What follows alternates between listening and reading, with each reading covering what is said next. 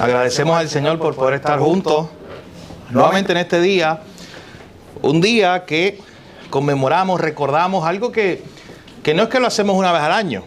Algo que todo el tiempo debe estar en nuestra mente, en nuestra consideración, en nuestros corazones.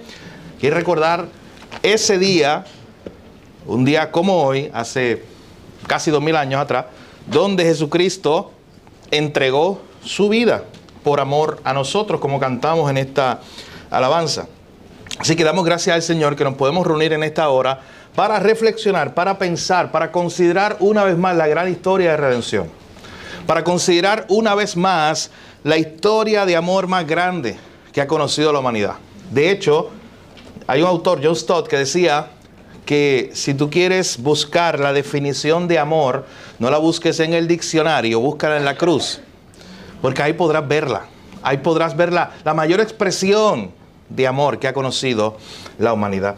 Así que agradecidos al Señor por estar juntos un día más para recordar estas grandes verdades. Hoy estaremos exponiendo un pasaje del libro de Isaías. Así que le invito a que me acompañe a Isaías capítulo 52. Entre hoy y el domingo haremos un viaje entre Isaías 52 e Isaías 54. Estaremos cubriendo esos tres capítulos o parte de esos tres capítulos durante estos próximos reuniones. Hoy conmemorando la muerte de Cristo y el domingo como no solamente como este domingo, sino como cada domingo celebrando su resurrección. Nuestro título para el sermón en esta mañana es Un Salvador Inesperado. Así que le invito a que se ponga de pie cuando tenga el texto de Isaías capítulo 52 y vamos a leer desde el verso 13 en adelante y continuamos con una parte del 53. El título de nuestro sermón, como le decía, es Un Salvador Inesperado. Dice así la palabra del Señor: He aquí que mi siervo será prosperado, será engrandecido y exaltado, y será puesto muy en alto. Como se asombraron de ti muchos, de tal manera fue desfigurado de los hombres su parecer, y su hermosura más que de los hijos de los hombres. Así asombrará él a muchas naciones. Los reyes cerrarán ante él la boca, porque verán lo que nunca les fue contado, y entenderán lo que jamás habían oído. ¿Quién ha creído a nuestro anuncio? ¿Y sobre quién se ha manifestado el brazo de Jehová? Subirá cual renuevo delante de él, y como raíz de tierra seca. No hay parecer en él, ni hermosura. Le veremos, mas sin atractivo para que le deseemos. Despreciado y desechado entre los hombres, varón de dolores, experimentado en quebranto, y como que escondimos de él el rostro. Fue menospreciado y no lo estimamos. Ciertamente llevó él nuestras enfermedades, sufrió nuestros dolores, y nosotros le tuvimos por azotado, por herido de Dios y abatido. Mas él herido fue por nuestras rebeliones, molido por nuestros pecados. El castigo de nuestra paz fue sobre él, y por su llaga fuimos nosotros curados. Todos nosotros nos descarriamos como ovejas, cada cual se apartó por su camino. Mas Jehová cargó en él el pecado de todos nosotros. Angustiado él y afligido no abrió su boca. Como cordero fue llevado al matadero, y como oveja delante de sus trasquiladores. Enmudeció y no abrió su boca. Por cárcel y por juicio fue quitado, y su generación, ¿quién la contará? Porque fue cortado de la tierra de los vivientes, y por la rebelión de mi pueblo fue herido. Y se dispuso con los impíos su sepultura, mas con los ricos fue en su muerte, aunque nunca hizo maldad, ni hubo engaño en su boca. Terminamos con la primera parte del verso 10. Con todo eso, Jehová quiso quebrantarlo, sujetándole a padecimiento. Padre, gracias te damos, Señor, en esta hora por tu palabra. Te pedimos que hables a nuestros corazones, Señor, un día más que nos permites como iglesia reunirnos, Señor, con el propósito de hacer algo que constantemente debemos estar haciendo, recordando lo que ocurrió en la cruz. Oh Señor, lo que ocurrió en la cruz cambió la historia para siempre. Y te pedimos que no lo tengamos en poco, te pedimos que podamos ver cada día, impresionarnos cada día más, Señor, con esa obra, con ese Cordero santo y perfecto que estaba allí siendo inmolado, estaba allí siendo herido, muerto por nuestros pecados. Que eso nunca deje de asombrarnos, lo que ocurrió en la cruz. Señor, gracias te damos. Habla nuestras vidas hoy, te lo pedimos. En tu nombre, Jesús. Amén. ¿Te imaginas por un momento, o pregúntate si te ha ocurrido esto, que tú te has ilusionado de alguna manera con algo o con alguien, y que cuando llegó ese algo o ese alguien no cumplió con tus expectativas? Una ilustración que yo he usado anteriormente sería la siguiente. Imagínense que usted tiene una emergencia. Dios los guarde a todos, pero imagínense que su carro se cayó un risco y está ya atascado. Está el carro, usted no puede salir, pero usted sí puede hacer una llamada. Y usted llama al sistema de emergencia, usted llama al 911 y dice, necesito que me rescaten. Estoy en un risco, no sé dónde, está oscuro, pero estoy en un risco, estoy en tal área. Envíen ayuda. Y a la vez que usted pide un rescate, usted entiende que necesita un rescate, usted crea unas expectativas. Y usted piensa, oye, va a venir un helicóptero, va a venir 3 camiones de bomberos, 2 guaguas de rescate, 2 ambulancias y 2 o 3 patrullas de la policía. Usted crea expectativa de lo que va a llegar. Y de momento envían una guagua de rescate, una ambulancia, y se baja de allí un niño de 10 años. Un niño que estuvo guiando la ambulancia. Sí, en esta ilustración él puede guiarla. Guiando la ambulancia. Y llega hasta allí. Entonces, imagínate la primera reacción tuya. Cuando lo que tú pediste fue un rescatista porque tienes una necesidad muy grande, pero te envían a un niño. Como que algo no cuadra. Por eso nuestro sermón de esta mañana se llama o se titula Un Salvador Inesperado. Porque cuando nosotros vemos lo que ocurre en la Biblia, para muchas personas Jesús no era el Salvador que estaban esperando. Muchas personas tenían otra expectativa de Jesús, de quién iba a ser el Mesías, de quién iba a ser el Salvador. Por mucho tiempo se había prometido un libertador en el Antiguo Testamento, por mucho tiempo se había prometido un Salvador, un Mesías que iba a traer salvación, que iba a liberar al pueblo de Israel. Y ellos se fueron creando en su mente imágenes, pensando que era un gran guerrero, que venía, un gran rey con su corona, con un ejército, con un caballo de guerra, que venía a liberarlos. Ellos necesitaban ser rescatados. Ellos pidieron auxilio, pero cuando les enviaron el Salvador, lo rechazaron. Porque era un Salvador inesperado, no era un Salvador que llenaba sus expectativas. Y para mucha gente en el pueblo de Israel, cuando usted lee los evangelios, se da cuenta que fue así. Muchas personas se desilusionaron de Jesús. Muchas personas, cuando vieron que Jesús ya no cumplía sus expectativas de lo que era el Salvador que ellos esperaban, simplemente se alejaron.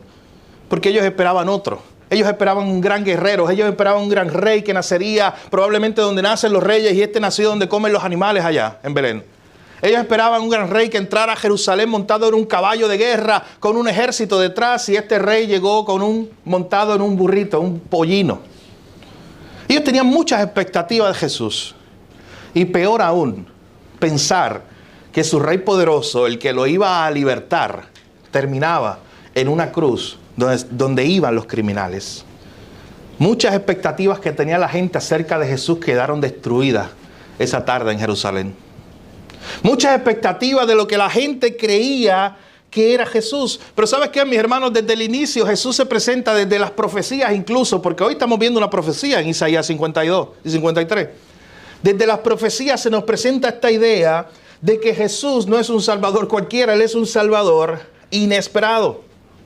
En esta mañana, mientras vemos este pasaje, vamos a explorar un poco esta profecía de Isaías. Y para que tenga una idea, Isaías escribió como 700 años antes de que Jesús estuviera aquí en la tierra, de que hubiera nacido y hubiera hecho su ministerio. Isaías era un profeta que le tocó profetizar en tiempos difíciles en el pueblo de Israel.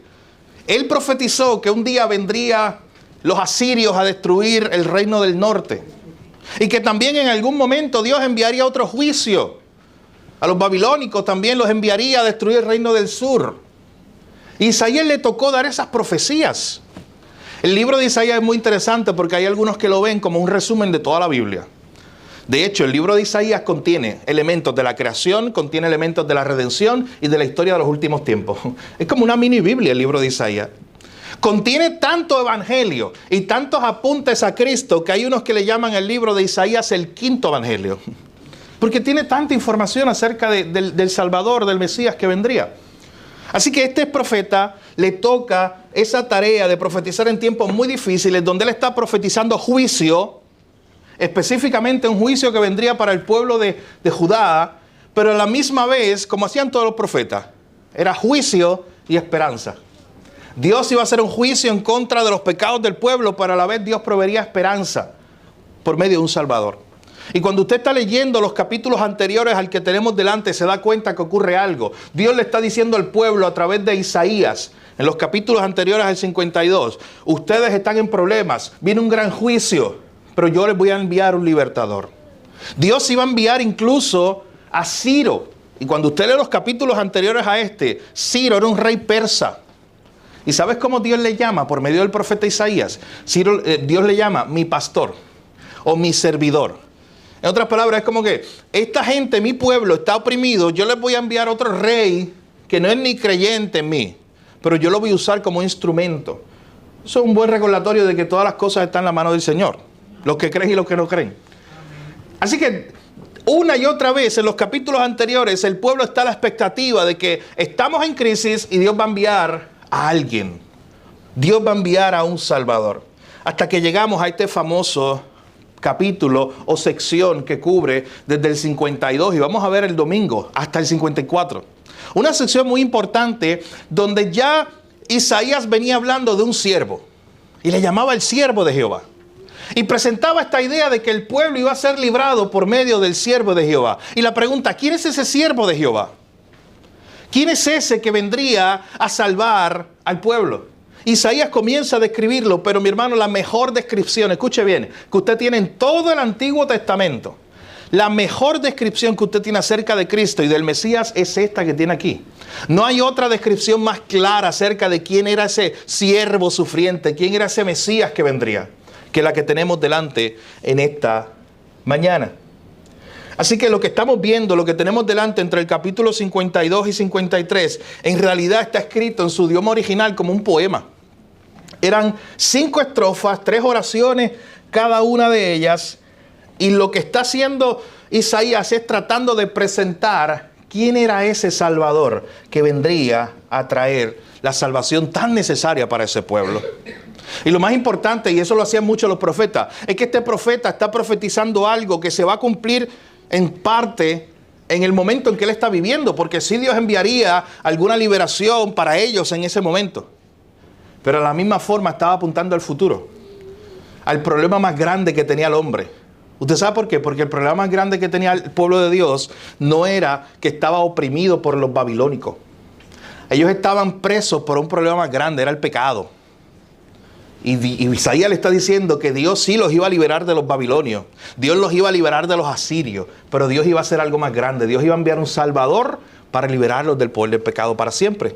Y en este pasaje es donde se nos muestra quién era ese Salvador. Así que vea conmigo, vamos a ver 4 adjetivos, señalamientos, 4 maneras en las cuales se presenta este Salvador que vendría. En primer lugar, capítulo 52, versículos 13 al 15, un Salvador que nos asombra. Y no nos asombra por lo que la gente esperaría.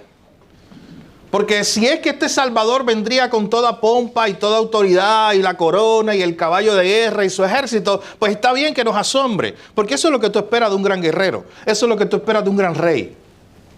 Pero este Salvador que va a venir, nos dice Isaías, nos va a asombrar porque es todo lo contrario. Nos va a asombrar porque Él no era lo que estábamos esperando. Nos va a asombrar porque cuando lo veamos vamos a decir, pero es que eso es lo que nos va a salvar. Ese es el que nos va a salvar. Como la ilustración que le di hace unos minutos. Estamos allá en el rico y viene un niño de 8 años y dice, sí, yo soy el que te voy a salvar. Esa era la expectativa que tenía el pueblo. Así que en primer lugar, un Salvador que nos asombra. Lo que veremos en este pasaje, en el capítulo 52, versos 13 al 15, es el asombro por un Salvador inesperado. Vea conmigo ahí. Dice, he aquí que mi siervo será prosperado, será engrandecido y exaltado, y será puesto muy en alto. Miren de momento cómo Isaías comienza, porque parecería que Isaías comienza al revés. Isaías, cuando usted conoce ya la historia de la cruz y la resurrección, parecería que Isaías comenzó al revés hablando de ese gran siervo que vendría. Dice, mi siervo será prosperado, será engrandecido, será exaltado, será puesto muy en alto.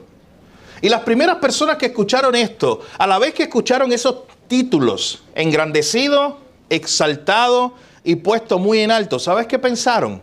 En los reyes que ellos tenían en su época. Que mientras más poder tenía, bueno, pues más engrandecido era, más exaltado y era puesto más en alto. Miren, hace poco yo terminé de leer un libro de historia de África, muy interesante. Y en ese libro que yo terminaba de leer, leía sobre unas culturas donde para ver al rey, unas culturas tribales allá en África, donde para ver al rey había que ser parte de una élite muy especial. De hecho, el rey se tapaba, le ponían unos paños y nadie podía ver al rey. Él estaba elevado, él estaba puesto por encima. Esa era la idea de este pasaje.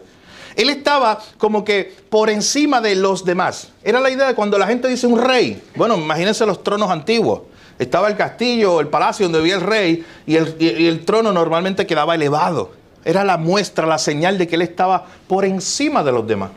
Así que imagínate esta imagen que Isaías comienza a presentar un siervo de él que está exaltado, que será puesto muy en alto. Pero de momento las cosas empiezan a cambiar. Miren el verso 14 cuando se sigue describiendo este rey o este siervo que vendría. ¿Cómo se asombraron de ti muchos? De tal manera fue desfigurado de los hombres su parecer y su hermosura, más que la de los hijos de los hombres. De momento tú te estás imaginando, o este pueblo se estaba imaginando, el rey más perfecto, más exaltado sobre todo, más bello. Isaías comienza a describirlo y dice, oye, pero es que él fue desfigurado, su parecer y su hermosura está más desfigurada que la de los demás hombres. Y cuando habla de la idea de que está desfigurado, tú sabes que esa palabra era una palabra que se utilizaba en el mismo Antiguo Testamento para describir aquellos corderitos, aquellas ovejitas que estaban mutilados y que tú no podías llevar al templo, ¿se acuerdan? Que tú no podías llevar al templo allá a un sacrificio a algunas ovejitas que estuvieran mutiladas, que estuvieran desfiguradas. Así que noten que hay como un contraste aquí. Este rey que se espera con toda su pompa y todo su esplendor, de momento se nos dice que su hermosura y su parecer está desfigurado. O sea, en realidad que él no tiene, como veremos más adelante, ningún aspecto que sea atractivo. Pero aún así, ve el verso 15. Así asombrará él a muchas naciones. Los reyes cerrarán ante él la boca, porque verán lo que nunca les fue contado y entenderán lo que jamás habían oído.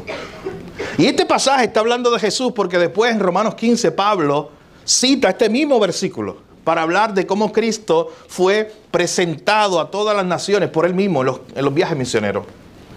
Pero quiero que vean, mi hermano, el peso de este pasaje del versículo 13 al 15. ¿Por qué Jesús es una causa de asombro? Porque en primer lugar estamos viendo que este es un Salvador que nos asombra. Miren, si solamente dijera que Él es muy exaltado y de momento brincara a decir que todos los reyes se taparán la boca delante de Él, usted entiende y usted dice, pues sí, obvio, porque Él es tan exaltado que todos los reyes se tapan la boca. Pero es que miren lo que está en el medio. Miren esta idea de así, siendo desfigurado, así siendo herido, así siendo sin hermosura, así como está, Él asombrará Él a muchas naciones. Los reyes cerrarán ante Él la boca, porque ellos verán algo que nunca les fue contado y entenderán lo que jamás habían oído. Nunca habían oído de un rey que fuera exaltado o que se dijera de él que fuera un rey muy exaltado, pero que cuando se describiera como un siervo humillado. Nunca habían escuchado tal cosa. Y por eso los reyes incluso se iban a sorprender, porque era algo inaudito para la época. Como les decía de esa historia de África, este rey que hasta le ponían una toalla porque porque es que no tenía acceso con la gente, para que la gente no lo viera y no lo tocara, porque él representaba lo más bello, lo más hermoso, lo más exaltado. Y eso es lo que tú esperas de un rey. Pero sin embargo, mis hermanos, este es un Salvador que nos asombra, porque dice que es exaltado, dice que toda boca lo reconocerá y se cerrará ante él, pero dice que fue desfigurado de los hombres su parecer y su hermosura. Este no era un rey común y corriente. Este no era un Salvador común y corriente. Ya se estaban rompiendo las expectativas de estas personas. Así que lo primero que vemos es esto, el asombro por un Salvador inesperado. Este es un Salvador que nos asombra. En segundo lugar, vea conmigo la primera parte del capítulo 53. Miren cómo esto continúa. ¿Quién ha creído a nuestro anuncio? ¿Y sobre quién se ha manifestado el brazo de Jehová? Noten esta idea. ¿Quién ha creído a nuestro anuncio? ¿Quién va a creer esto? ¿Quién va a creer que Dios va a traer a su Salvador, pero en forma de humillación? ¿Quién va a creer que el rey más exaltado, que después Filipenses nos dice que llegará un día que toda rodilla se doblará ante él y toda boca lo confesará? Pero ¿quién va a creer que ese tuvo que pasar por la desfiguración, por la mutilación? ¿Quién va a creer a nuestro anuncio? Noten que incluso el profeta se está preguntando. Este Salvador es un Salvador que nos asombra. Este anuncio es un anuncio que nos asombra. De hecho, esa sección de los capítulo 53, verso 1 al 3, le hemos llamado un Salvador rechazado. Noten que lo que estamos viendo es adjetivos de este Salvador. Primero, era un Salvador que nos asombra. En segundo lugar, un Salvador rechazado. ¿Quién creerá en nuestro anuncio? Usted sabe que esas palabras después las usa Jesús mismo cuando está hablando de la incredulidad de los judíos en Juan capítulo 12. De hecho, yo leía como devocional esta semana ese pasaje de Juan capítulo 12 y me impresionaba algo.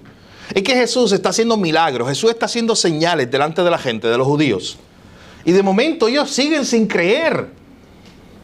Y Jesús les cita este pasaje de Isaías. ¿Quién creerá a nuestro anuncio? Porque esta gente seguía sin creer. Y llega un momento en ese pasaje de Juan 12 donde Jesús dice, mira, aunque le hice todas las señales que le hice, siguen sin creer. Mi hermano, la incredulidad es algo muy fuerte, enraizado en el corazón del hombre. Tú puedes tener todos los milagros del mundo de frente y como quieras no vas a creer si Dios no cambia tu corazón incrédulo. La gente que dice, no, mira, yo creo si Dios abre el cielo y me habla ahora mismo. No, mentira. Yo creo si escucho una voz del cielo. No, es mentira también. La única forma en que un hombre puede creer, recuerde que él está muerto, el hombre sin Dios, es porque Dios, a través de su Espíritu Santo, hace una vida de resucitación, vivifica algo que está muerto. Y ahora que está vivo, pues puede escuchar y puede ver. Pero noten que Jesús ya le decía a esta gente, cuando él estaba en su ministerio terrenal a los judíos, le decía estas palabras. Oye, esto es un anuncio que ustedes no creen, son incrédulos frente a todas estas señales que tienen. Y ya Isaías profetizaba hace 700 años. Oye, este es un anuncio que no mucha gente va a creer. ¿Quién creerá a nuestro anuncio? ¿Quién creerá esas palabras? ¿Quién creerá esta idea que parece alocada? Que un Dios, que es el Dios exaltado, va a nacer donde comen los animales. Que un Dios que se supone que es el Dios exaltado va a venir a vivir entre los pecadores y ser amigo de los pecadores. ¿Quién va a creer esta idea que el Dios del universo se hizo hombre, vino a vivir entre nosotros y para salvarnos tuvo que morir la muerte más humillante de todas? ¿Quién va a creer eso? Mi hermano, por eso Pablo dice que la predicación es locura para los que se pierden. Es locura porque como que no tiene sentido el mensaje del Evangelio. Así que lo que estamos viendo es un Salvador rechazado. Mire, continúen viendo ahí esa idea del verso 1. ¿Sobre quién se ha manifestado el brazo de Jehová? Y miren bien ahora lo que ocurre, versículo 2 en adelante. Continúa describiendo ese siervo sufriente. Subirá cual renuevo delante de él, y como raíz de tierra seca. Mi hermano, eso está haciendo una referencia a Isaías capítulo 11, cuando ya se referían a Jesús como la raíz de David. Y en Isaías capítulo 11 se nos hablaba de que Dios iba a hacer un juicio para el pueblo de Israel y de que lo único que iba a quedar era como un pedacito de árbol que estaba cortado. Yo no recuerdo ese término, ese nombre, eso tiene un nombre. Era un árbol que estaba cortado y lo que quedaba era el pedazo de árbol allí. Y que de ese pedazo de árbol allá abajo, que parecía seco, que parecía cortado, cuando tú lees Isaías 11 te das cuenta que dice, retornará algo. Saldrá como una pequeña plantita. De lo que parece perdido, Dios haría algo. Y cuando dice aquí esta idea, y yo quiero que usted la vea, a veces nosotros vemos estos textos y les pasamos por encima, mi hermano, pero miren qué inconsistencia. Parecería humanamente pensar que de la tierra seca va a salir una raíz que va a subir delante de Dios. Con la idea, con la imagen de que va a dar fruto. De algo que está seco no va a producir un árbol, y menos un árbol saludable que dé fruto. Así que noten que una y otra vez se está presentando esta idea de que el Salvador que se enviaría sería un Salvador inesperado, que por medios inesperados por los hombres Él haría su ministerio y que sería de una forma que la gente solamente tendría que glorificarlo a Él, a Dios, para decir, oye, esta idea de la salvación, esto solamente se le tuvo que haber ocurrido a Dios. Porque de una tierra seca no sale nada vivo. De una tierra o de un tronco que ya está vacío, que ya está destruido, no sale nada que pueda tener vida. Y luego comienza o continúa describiéndolo. Recuerden que estamos en el punto 2, un Salvador rechazado. Dice, no hay parecer en él, ni hermosura le veremos, mas sin atractivo para que le deseemos. Noten el versículo 3, él es hablando de ese siervo que vendría despreciado y desechado entre los hombres. Varón de dolores, experimentado en quebranto, y como que escondimos de él el rostro, fue menospreciado y no lo estimamos. Impresionante, mi hermano. Yo le invito a que usted permita que el peso de estas palabras entre a su mente y usted medite en ellas. Porque está hablando de Jesús, del Salvador nuestro. Y está diciendo que Él fue despreciado, desechado entre los hombres. Él es varón de dolores, experimentado en quebranto, y nosotros, en vez de mirarlo y admirarlo, porque eso es lo que se hace con un rey. Eso es lo que se hace con un rey que es muy exaltado, como comenzó a describirnos en el capítulo 52. Cuando tú tienes un rey poderoso, grande, con todo su ornamento, tú quieres mirarlo, tú quieres admirar su poder y su belleza. Pero dice de este rey que fue despreciado, desechado entre los hombres, escondimos de él el rostro. A este no quisimos mirarlo ni admirarlo. Fue menospreciado. ¿Y usted sabe qué es menospreciado? La misma palabra lo dice. Es quitar precio, no reconocer el valor de algo. De hecho, al final lo vuelve a decir en ese mismo versículo. No lo estimamos. No le dimos el valor que a Él solamente le correspondía. Este era el Salvador del mundo, mis hermanos, pero de la forma en que vino y mucha gente no lo reconoció como tal. Mucha gente no le dio la gloria que Él se merecía. ¿Usted se imagina cuánta paciencia tuvo que tener Jesús? ¿Cuánto amor tuvo que tener Jesús para venir aquí, humillarse, hacer su nombre, vivir entre nosotros los pecadores, sabiendo Él que es rey y sabiendo cómo lo estaban tratando y cómo lo estaban menospreciando? Mi hermano, no piensen poco lo que ocurrió allí en los eventos antes de la cruz. A Jesús lo escupieron, a Jesús se burlaron de Él, a Jesús lo azotaron, a Jesús le pusieron una corona y un manto de embuste, de mentira, y empezaron a adorarlo falsamente, diciéndole, ahora eres rey, cuando Él era el rey verdadero. Y noten todas estas imágenes que se nos está presentando, desechado de los hombres. Nosotros no aceptamos el Salvador que Dios nos envió. Mi hermano, la cruz nos recuerda que Dios nos dio un Salvador y nosotros le dijimos, no, gracias, no queremos ese Salvador. La cruz nos recuerda que Dios nos dio un Salvador y nosotros dijimos, no, gracias, no queremos ese, danos a Barrabás. Mi hermano, nosotros escogimos a Barrabás. Jesús es un Salvador inesperado. Nosotros lo desechamos. Y no te pongas en la idea de que si tú estuvieras allí, tú hubieras ayudado a Jesús y tú lo hubieras cargado la cruz. Mi hermano, seamos honestos delante de Dios. probablemente estaríamos nosotros allí gritando, crucifícale. Y sabes que los que gritaron crucifícale unas semanas atrás, unos meses atrás, habían dicho gracias por el pan y los peces. Los que dijeron crucifícale, algunos de ellos, sabes que gritaron hosana. Y le pusieron palmas a Jesús para que entrara triunfalmente a Jerusalén. Pero mira qué rápido se nos olvidaban todos los milagros y toda la compasión que Jesús tuvo con la gente. Y ahí en Jerusalén todos gritaban crucifícale. Y solamente unos pocos lloraban. Que era María, su mamá. Y algunos de los discípulos. Bueno, uno nada más. Los demás se habían ido. El único era Juan que estaba allí. ¿Qué hicimos con Jesús? Yo quiero que usted piense en esto. Porque Él era el Salvador que estuvimos esperando por tanto tiempo. Toda la Biblia estuvo apuntando a Él. Y cuando llegó, dice el versículo 3, despreciado y desechado.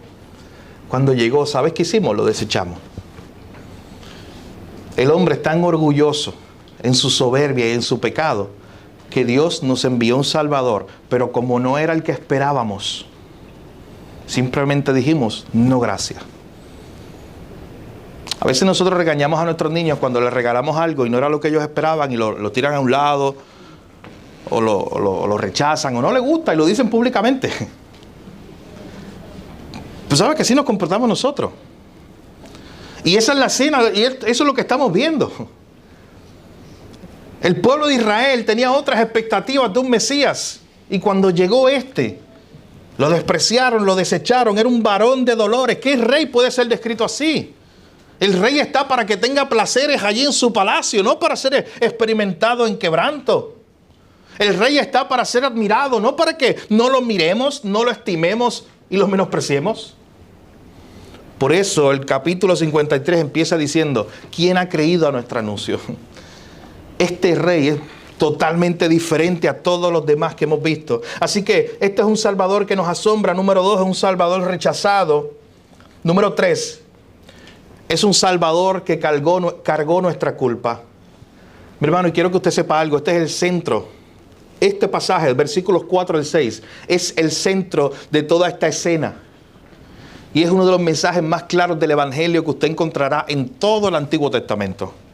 Mire lo que dice el versículo 4 al 6. Esté muy pendiente a esa idea de que Él es un Salvador que cargó nuestra culpa. Dice, ciertamente llevó Él nuestras enfermedades, sufrió Él nuestros dolores. Cuenten ahí, si usted marca su Biblia, marque todas las veces que dice, nosotros, nuestra. Llevó Él nuestras enfermedades, sufrió Él nuestros dolores, nosotros le tuvimos por azotado, por herido de Dios y abatido. Las enfermedades eran nuestras, los dolores eran nuestros. Y cuando habla de dolores y enfermedades, mi hermano, está hablando mucho más que el dolor de cabeza que tiene hoy y que tú quieras reclamar una promesa de ahí. Usted sabe que ese pasaje está hablando mucho más que eso. Ese pasaje está hablando de las consecuencias del pecado en términos generales. Claro que en un mundo caído y por consecuencia del pecado y por consecuencia de un mundo caído que ya no es perfecto, porque antes no había enfermedad, antes de la caída. Llega la enfermedad a nuestra vida y llegan tantas y tantas cosas, eso es real. Y usted sabe que Cristo es el que lo abraza y que Cristo es el que en su voluntad puede sanarlo. Pero aquí este pasaje, cuando está hablando de enfermedades, de sufrimiento y dolores, específicamente está hablando de todas esas consecuencias del pecado, de que Él llevó todo eso que era de nosotros, mi hermano. Él lo llevó, eso no era de Él. Él sufrió el sufrimiento que yo tenía que sufrir. Y nosotros le tuvimos por azotado, por herido de Dios y abatido. Dios lo azotó, Dios lo hirió, Dios lo abatió. Por mí. Eso es impresionante, mi hermano. Versículo 5, Él herido fue por nuestras rebeliones. Y noten otra vez la idea de nuestras rebeliones. Las rebeliones eran mías, los dolores eran míos. Yo era el que se supone que fuera abatido, azotado y herido por Dios. Pero Él fue herido por mi rebelión. Él nunca se rebeló. De hecho, Él fue el único hijo obediente. Israel no fue un hijo obediente de Dios. Ningún personaje en la Escritura, búsquelo, fue un hijo obediente de Dios 100%. Tú y yo no somos hijos obedientes de Dios 100%. que obedecemos en todo momento, a toda hora. Tú y yo nos hemos revelado de una u otra manera, pero este que fue el Hijo perfecto fue herido por nuestras rebeliones. Y noten, mi hermano, que esto va creciendo porque después dice, fue molido por nuestros pecados. Y la palabra molido, la idea que se presenta ahí es cuando se ponía en un mortero o en un tipo de plataforma de piedra y se le empezaba a dar golpes encima para triturarlo. Esa era la idea que se presentaba de esa palabra que aparece molido. Él fue triturado, destrozado por nosotros, por nuestros pecados. Los pecados eran nuestros, las rebeliones eran nuestras, porque Él era sin pecado. El castigo de nuestra paz fue sobre Él. Para que tú tengas paz hoy con Dios, Él fue castigado. Y por su llaga fuimos nosotros curados. Hermano, qué impresionante es esto. Por eso el capítulo 53 empieza diciendo, ¿quién ha creído en nuestro anuncio? Esto es inesperado, esto parece que no tiene mucho sentido. ¿Cómo que por la herida de otro yo voy a ser sanado? ¿Cómo es que porque él fue herido, ahora yo recibo sanidad? ¿Cómo que el castigo lo recibió él, pero yo recibo paz? Si yo lo que tenía que recibir era el azote, la herida de Dios. Mi hermano, aquí está el Evangelio, la justificación por fe. Aquí está esta famosa enseñanza que luego recorre todo el Nuevo Testamento, el justo por los injustos. Eras tú. Era yo el que le correspondía sufrir todo ese castigo por el pecado, por las rebeliones. Pero fue Él el que lo hizo por mí. Y lo más impresionante, mi hermano, que cuando fue allí a la cruz, nos dice el texto que Él lo hizo todo, porque una de las palabras finales de Jesús allí fue consumado es, ya lo completé. Jesús no pagó el 50% de lo que tú le debías a Dios para que tú te resolvieras como puedas. Esto no es una transacción bancaria donde el banco te prestó un 75% y tú buscas, Ramón, ¿dónde consigue el otro 25% para pagarle al que le debes? Esto no fue así. Mi hermano, esto fue algo diferente. Esto fue Jesús pagando completamente lo que tú y yo no podíamos pagar. A Jesús o a Dios era a quien le debíamos, y Él mismo se hizo un hombre para pagar esa deuda. ¿No le impresiona eso? Era a Él que le debíamos. Y Él mismo se hizo un hombre y dijo, oye, como usted no puede, la voy a pagar yo. Así que eso es lo que hizo Jesús. Murió por nuestras rebeliones, por nuestros pecados, fue molido, fue castigado, fue herido. La gloriosa verdad del Evangelio. Miren el verso 6. Todos nosotros nos descarriamos como ovejas, cada cual se apartó por su camino, mas Jehová cargó en él el pecado de todos nosotros. Qué gran verdad para meditar en este día. Jehová cargó en él. Lo puso a su cuenta. Lo puso encima de él. Literalmente esa es la idea.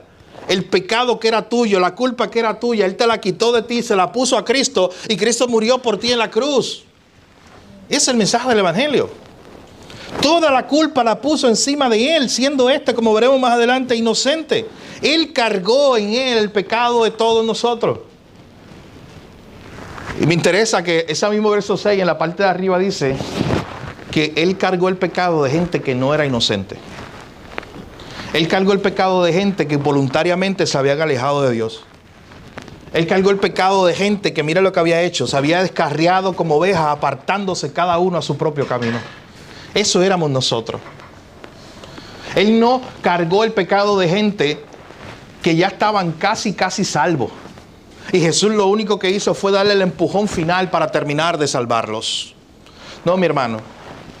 Él cargó el pecado de unos que se habían descarriado, que se habían alejado de Dios y que querían seguir viviendo lejos de Dios. Él cargó el pecado de todos nosotros. Y cuando Jesús dijo consumado es, Él estaba diciendo, Señor, Dios Padre, ya yo cargué, ya yo completé el pecado que le correspondía a tu pueblo, a ellos. Yo lo he pagado. Miren conmigo ahora un Salvador inocente. Y esto es lo último que veremos hoy. Hemos visto un Salvador que nos asombra, un Salvador rechazado, los versículos 1 al 3, un Salvador que cargó nuestra culpa, los versículos 4 al 6, y por último, en cuarto lugar, vea conmigo, Los versículos 7 al 10, la primera parte del 10. Un Salvador inocente. Saber que Él hizo esto siendo inocente. Mira lo que dice el verso 10. Angustiado Él, afligido.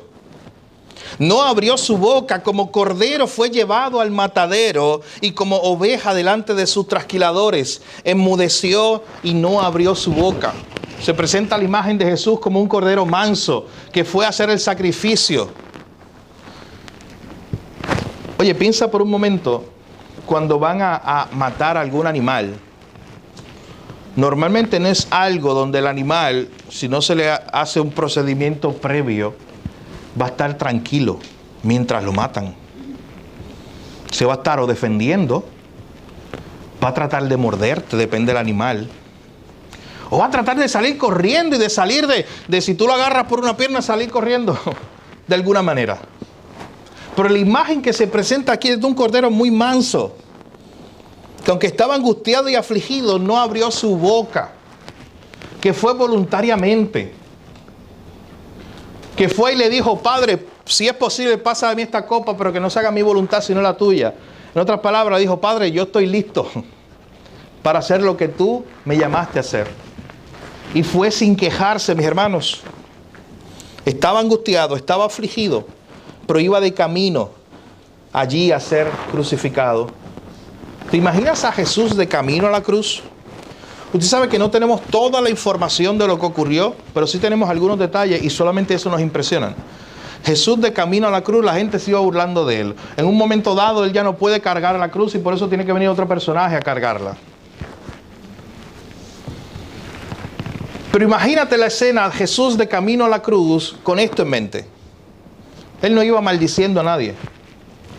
Así iban muchos de los otros prisioneros. Él no iba quejándose por lo que iba a pasar. Él iba como un cordero, callado, enmudeció, no abrió su boca.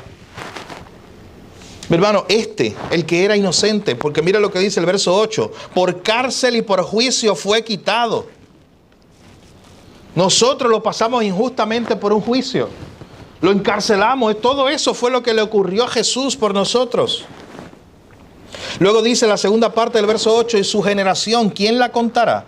Porque fue cortado de la tierra de los vivientes, y por la rebelión de mi pueblo fue herido. Yo quiero que este verso usted lo lea en la Nueva Traducción Viviente. Escuche lo que dice, el versículo 8. Al ser condenado injustamente se lo llevaron. A nadie le importó que muriera sin descendiente. Por eso es que dice, y su generación, ¿quién la contará? A nadie le importó que muriera sin descendiente. A nadie le importó que le quitaran la vida a mitad de camino. Lo hirieron de muerte por la rebelión de mi pueblo. Él siendo inocente.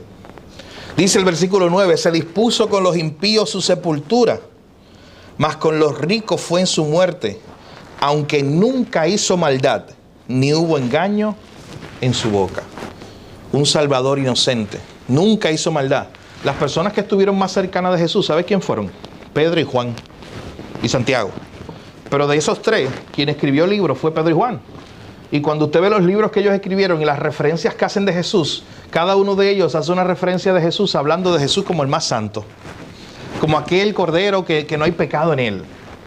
O sea, en otras palabras, si Jesús era una cosa en el público afuera y otra en la intimidad, cuando estaba el círculo pequeño, quien podría hablar de eso era Pedro y Juan. Pero a Jesús nunca lo pudieron señalar.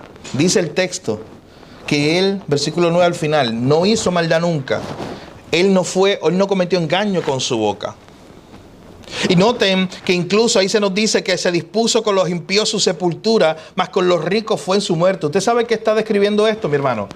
Profecía tras profecía que luego usted ve en el Nuevo Testamento.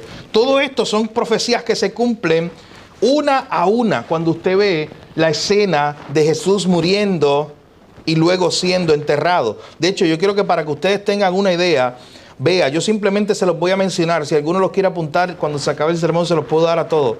Pero miren esto, para que simplemente ustedes tengan una idea de todas las referencias, todos los versículos que hay ahí en ese pasaje que tenemos delante, que son cada uno de ellos referencia al Nuevo Testamento.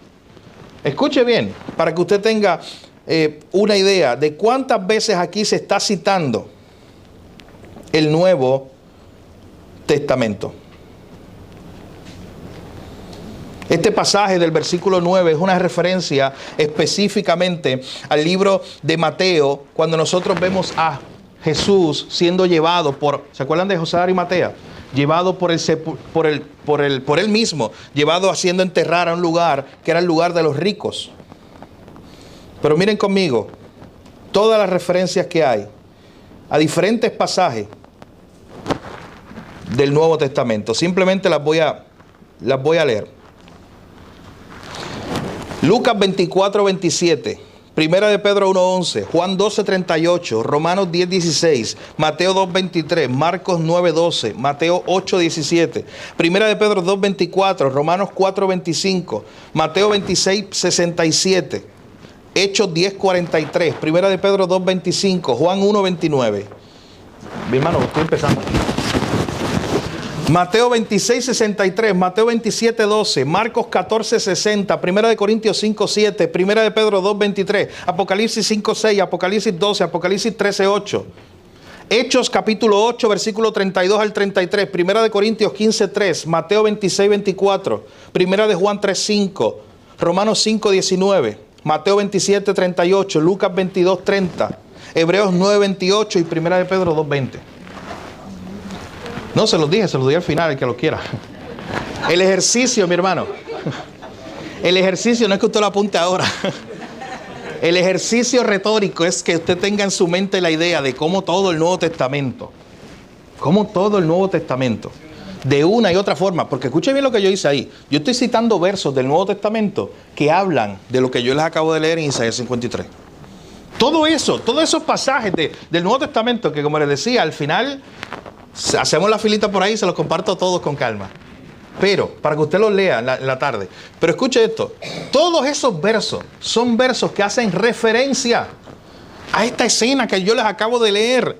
De este siervo sufriente, de este rey que estaba allí preparado para morir por nosotros. Preparados para morir siendo él un salvador, como les he mencionado, que nos asombra. Un salvador que fue rechazado porque cogimos a otro.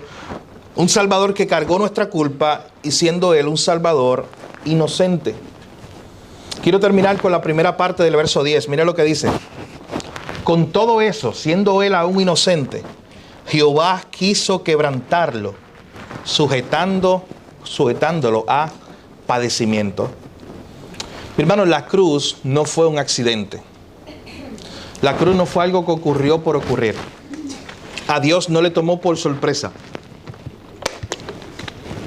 Ni a Jesús tampoco le tomó por sorpresa el hecho de que hubiera ocurrido la cruz. La cruz es el plan redentor que estaba, de hecho dice Pedro que él fue separado desde antes de la fundación del mundo. Ese plan ya fue preparado. La cruz no fue un accidente. Dice el verso 10 que Jehová quiso quebrantarlo, sujetando el padecimiento. Fue parte del plan de Dios. Usted sabe que en el Nuevo Testamento hay un momento donde Pedro y Juan los encarcelan en el libro de los Hechos. Luego los sacan a Pedro y a Juan, ellos regresan con los demás discípulos, todos se ponen muy contentos, comienzan a orar a Dios, a alabar a Dios, porque Dios libró a Pedro y a Juan, y ellos hacen una oración. Y en esa oración, escuchen lo que dice, eso está en Hechos capítulo 4, versículos 27 al 28. Hechos capítulo 4, verso 27 al 28.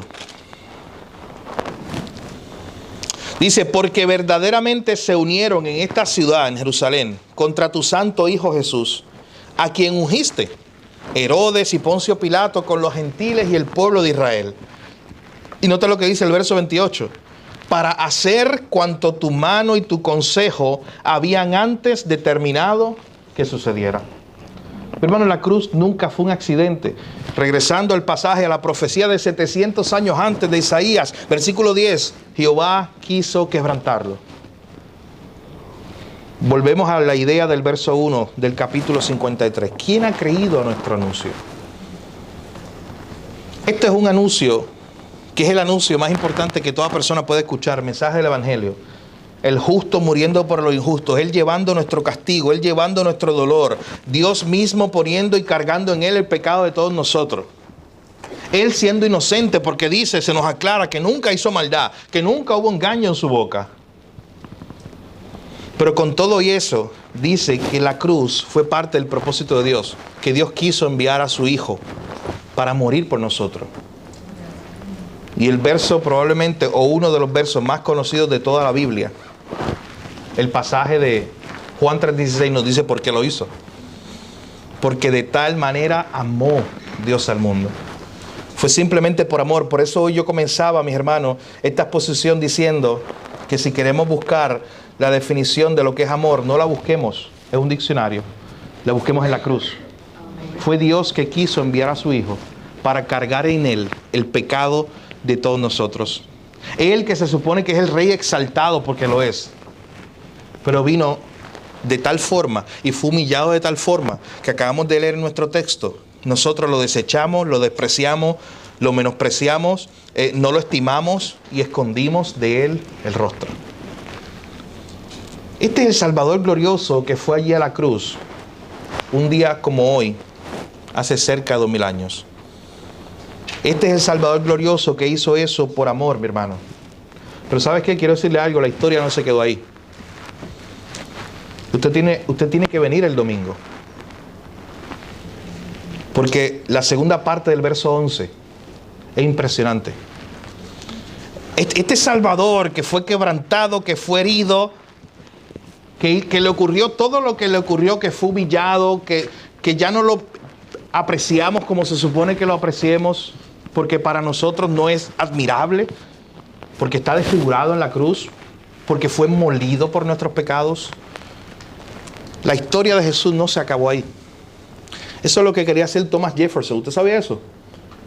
Thomas Jefferson un día se le ocurrió tomar una tijera o literalmente como un cuchillito, coger Biblias y empezar a cortar todas las escenas que fueran milagros, porque él no creía en los milagros.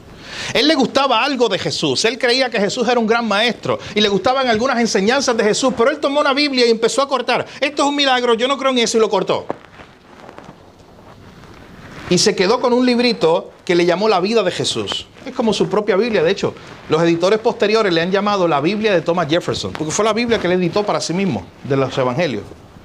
Y yo he tenido la oportunidad de leerla, y cuando tú cierras la última página, ¿sabes cómo se acaba? A Jesús lo crucifican, lo llevan a la cruz. Dice que algunos compañeros fueron, algunos de sus seguidores lo bajaron de la cruz, lo llevaron y lo pusieron dentro de una piedra, cerraron la piedra y se fueron. Punto. Y haces así y está la portada, la contraportada. Y se cierra el libro. Jesús enterrado allí. Se acabó la historia. Porque no hay más nada. Mi hermano, piensa que hubiera pasado si solo la historia se hubiera quedado allí. Ese Salvador molido, como destruido, que nadie lo aprecia, que nadie le da valor, que todo el pecado de todos nosotros fue puesto sobre él y recibió todo el castigo. Pero ¿sabes por qué le digo esto? Y hoy yo voy a culminar con un poema.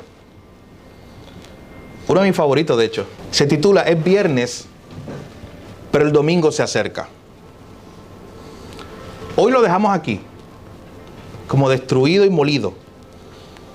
Pero el domingo veremos el resto de la historia, el versículo, la segunda parte del verso 10. ¿Qué pasó después? ¿Se quedó allí? Escuche bien esto y con esto terminamos.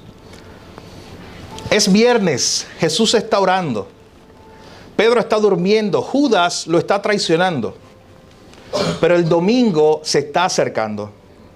Es viernes, Pilato está luchando, el Sanedrín está conspirando, la multitud lo está injuriando.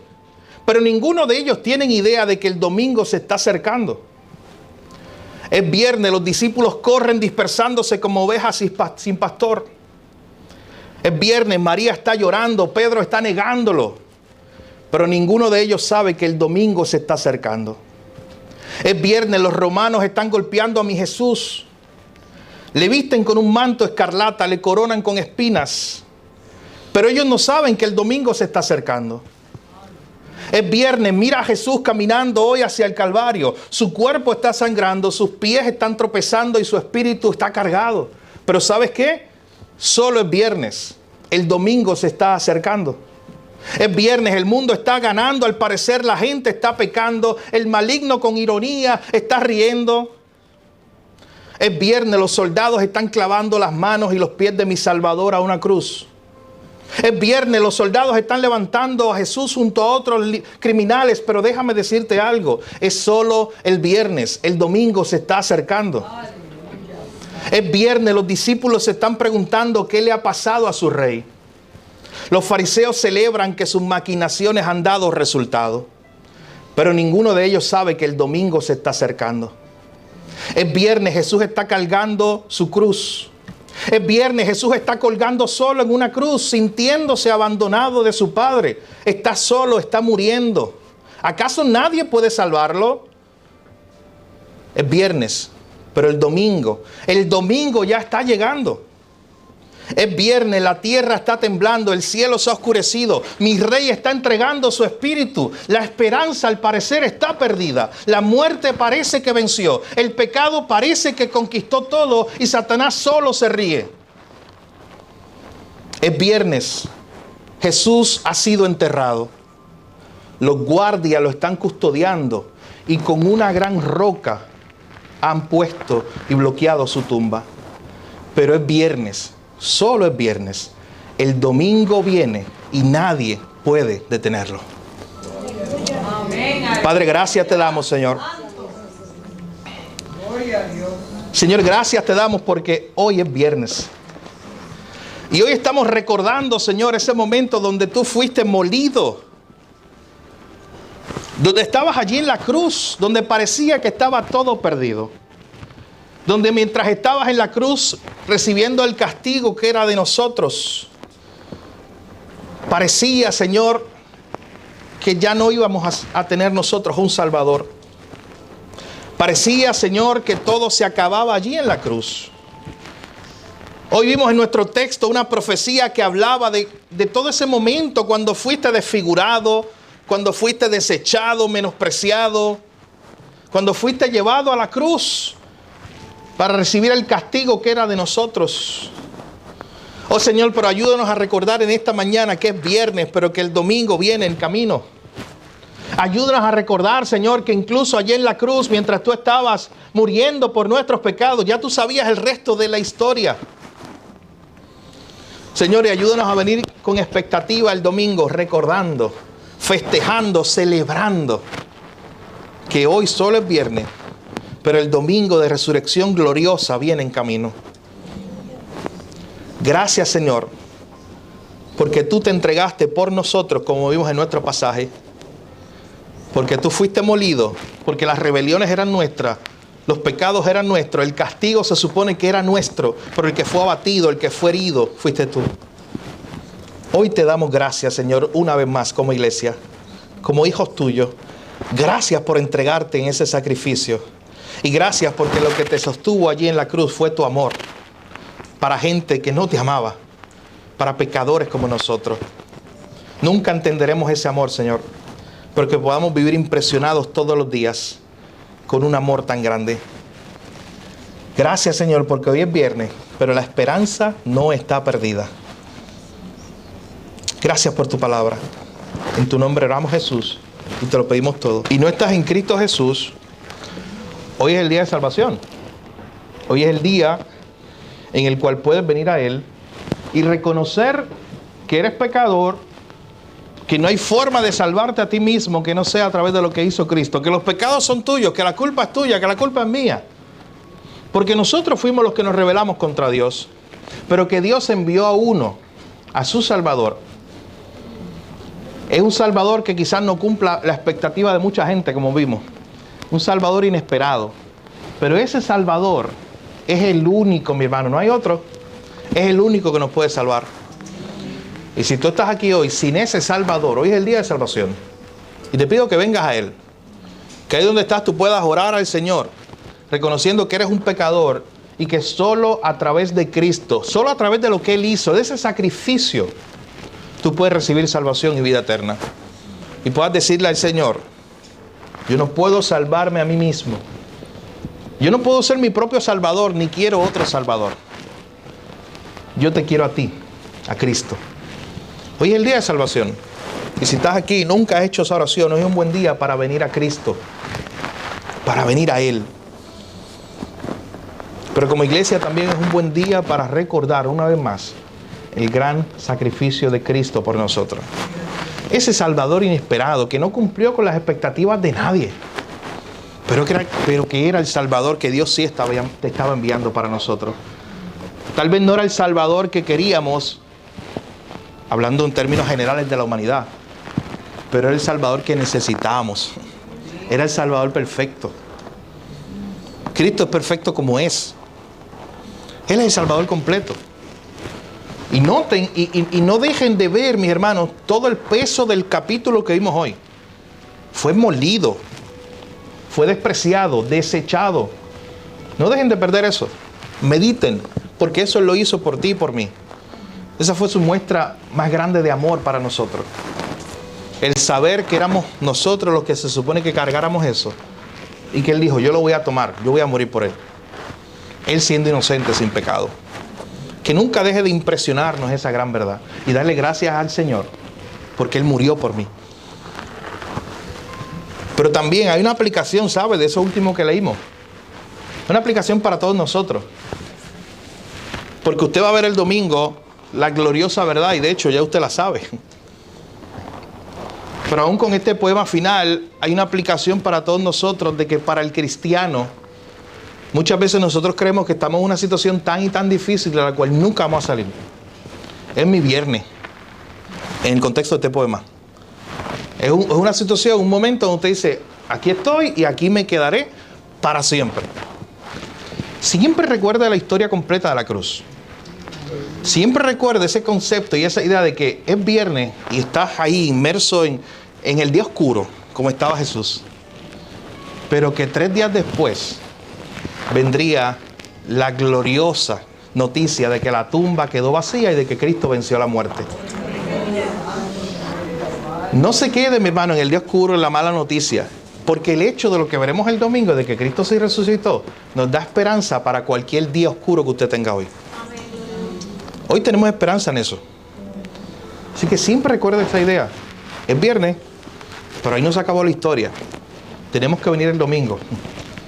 No piensen que estamos despachándonos. Es viernes y ya no sabremos más de este Jesús. Murió, lo enterraron, como se acabó esa Biblia de Thomas Jefferson. Ya. Y siga con su vida, porque no hay mucho que hacer. No, mi hermano, es viernes, pero el domingo glorioso se acerca. Y esa es nuestra esperanza. Damos gracias a Dios por esta oportunidad de estar juntos hoy, escuchando su palabra. El domingo, como les decía, si Dios lo permite, continuaremos ahí mismo, Isaías 53, la segunda parte del verso 10, hasta el capítulo 54, verá cómo todo eso está conectado con la hermosa noticia de lo que ocurre después con ese Salvador que fue molido, que fue destruido allí por nuestros pecados.